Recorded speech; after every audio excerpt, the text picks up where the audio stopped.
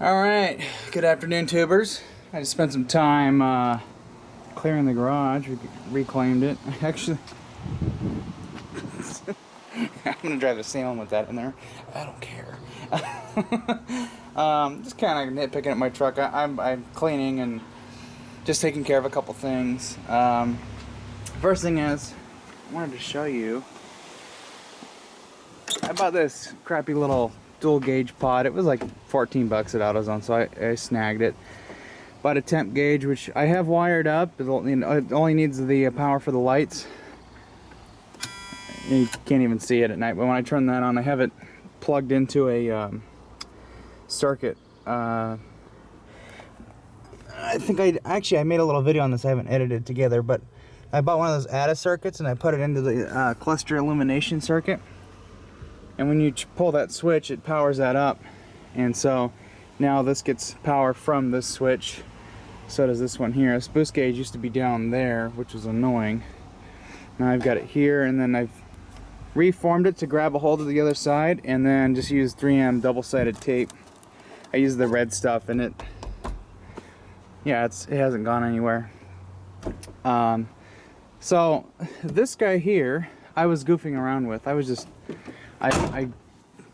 hoping to run the cable. Yeah, I'll explain that in a moment. I was running the cable, gonna run it to see if I can get it right here, but it's not long enough. So what I'm gonna do is I'm going to retire the factory temp sender unit, because it really doesn't do anything for me. It just says, oh, you have some temperature, you know. It's like, so I just wanted to have it hooked into the engine. I wanted to see how hot my intake temps would have been, so I put that in there, and it never moved, except when I would turn it off and there's no airflow. This would actually go to about 130 after about 10 minutes of sitting with it not running. So that means that when you go to start this thing up, there's a lot of heat in there at first. Oh, and look, my filter popped up. Just great. That's just fantastic. I wanted to fix that. I'm gonna be, after do the get this in this week. Soon I'm going to be decommissioning that, and I'm gonna get a Cobra elbow, and then it's gonna come up, and I'm gonna pipe here, and I think I'm gonna make a box for my filter, and I'm getting the big honking air filter. In fact, I don't even know if I'll have room for a box. I think I'd barely have room for the filter itself. If anything, I'll make a plate here where it can sit on, and then a shield here, and then here used to be the old, I think it was right there, used to be the cold air intake for the V8. So I'm gonna fix that. I think I'm gonna employ some tape, keep that locked in there until I get my new thing. Yeppers. So what I'm gonna do, my temp sensor is way back here. I put it back here because apparently this is the hottest part of the engine, so I just need to get in there with a ratchet and a socket. I've already disconnected the line there. Let's see if I can get you back there. Alright, there's my temp sensor. So I'm gonna pop that out, but before I do that, I got this milk jug I just washed out with some Dawn soap. And so what I'm going to do is I'm going to open that valve down there and drain some coolant out. Just enough to fill that up. I think that'll be enough to make it so when I open that up it won't pour out everywhere. And then I'm just going to swap those over. I have the plug for that. It's right here. I think this is a 1/2 inch or 5/8, I'm not sure. Oh, that scared the shit out of me. So yeah, those fittings that come with your temp sensor kit, they fit that, and that should fit the things here. These are also the same size as the 5/8 hose barb things that you can get from like Spectra or whatever, from like AutoZone. Yeah, you can just grab one of those and they'll fit in here. It's like a universal size. So this, I'll probably put some Loctite on this and then just put it back in there. and then swap out the thing, and then I'll be able to see what my actual coolant temp is. Okay, I drained about 3/4 of a gallon there. This has been in here for a couple years now. I put this radiator in shortly after I did that guy.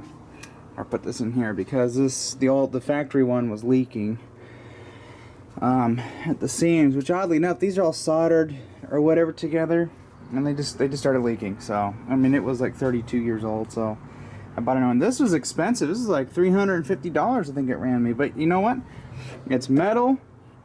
It's just like the factory one. The only real difference is it's got these metal straps that keep it tight, and then it doesn't have the bars that went across. So I kind of like this a little bit nicer. It's a real nice radiator. I haven't had any issues with it. It's got a cooler already into it. I was thinking about maybe using this for something, but no, I really don't want something being heated up by engine coolant. So maybe this could be a this could be a fuel heater. You run that in there, and then it gets heated. The fuel gets preheated. I don't know if that would be a good idea. I mean, what if this leaked coolant and you start sucking in coolant? So I think I'm happy with the system I have now.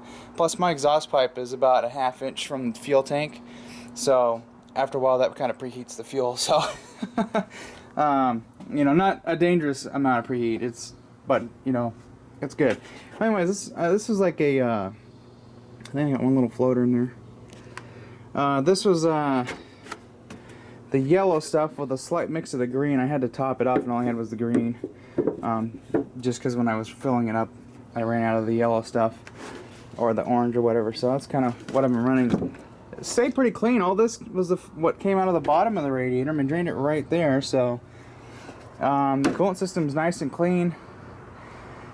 I don't think I need to change this for any reason. So I'm just gonna, roll with it, dump it back in, and let it go for. Oh, gee, I think I got 20,000 miles in this coolant, so I got another 80 to go, maybe longer. I check it occasionally. I do PMs on this, so I come in here and I look at stuff, check the oil, and I look at all my gaskets, make sure I don't have any leaks, which I must have got these tight really, like perfectly, because this has been a while since it's been off. And it's actually fairly clean and dry. Check the power steering, all that stuff. I'm getting low on washer fluid. I might throw some water in. I just changed the oil on it. I went to 1540 instead of 5W40. Doesn't really make a difference on noise or anything, but I'm just putting what I was running in it when I got the engine and not the 5W40, which is fine. It's just when it's on the cold side, it's thinner for if it's colder out. So it's not cold out anymore, so I'm running the 1540. Then I put Rotella in. In fact, I need to grab a couple more cords and throw some in. I was a little short. Anyways, now I'm going to see if I can pop that sensor out without it freaking out. Yeah, I think my truck uses about 5 gallons of coolant.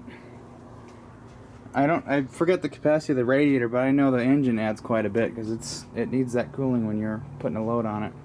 And it always stays cool, even in Southern California, 105 degrees out, 110, no cooling fan. I didn't have this when I was in Southern California. I had a little electric fan. I didn't even have it on, and it was running cool according to the factory gauge. But now I've got a little bit better aftermarket one. Later, I'm going to go to all auto meter and redo the whole cluster, but that's kind of low on the priority list. But little important things like the coolant temp, I want to actually know what I'm running at. So yeah, anyways, I'm gonna see if I can get a socket back there and knock that out of there, and then swap over the temp sensor. I got a little bit of, I think I got plenty of slack to get back there. Probably pull a little bit more through, and yeah, I think I got enough slack. I'll take it out first and see if I got slack. All right, Tubes, I just got back from the little spaghetti dinner thing that I was going to. Just coming back. I'm going to move Mom's car out of the way, and I'm going to move this guy in up on ramps. And I think I might pedal around and turn my interior out. So I'm gonna start kind of turning this. The actual dealings with the transmission, I'll be showing you that, but the interior stuff's kind of Put my nose on camera. Anyways, I did get the temp sensor in the back of the cylinder head where my stock gauge went, which is now non-functional because I don't need it. And based on the fuel gauge, I do need to fill, but I have about 16, 18 gallons of fuel still left, so. And I've gone 438 miles so far. Over 12,000 miles on that, nice. This is cruising around town water temp according to this gauge. That's my boost. I kind of like this. It's stupid looking, but it works. I'll run it about right just over 180.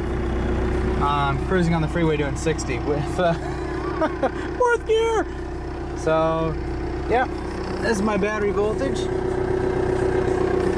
At some point I'm going to figure out how to do it, but I think I'm going to have to get a modified fill plug for the M50D, but I'm going to get I want a temp sensor for that too. Because I want to know what my tranny is, and at some point the diffs will have temp sensors, because, yeah. So yeah, that's what she's looking like. It was working pretty good. So, open the door, get this all situated, and then I'm going to start pedaling with the truck. I got a couple of engine mount bolts I didn't tighten up very well, so then things flopping around. So, tomorrow, the replacement video. No, I'm kidding. So, actually tomorrow I'm doing all the work, and then the video will probably be up later in the week. Maybe, actually it might be up next week, so you might have to wait a little bit. Yeah. I drove all the way to Salem with that in there. Look how flat it is now.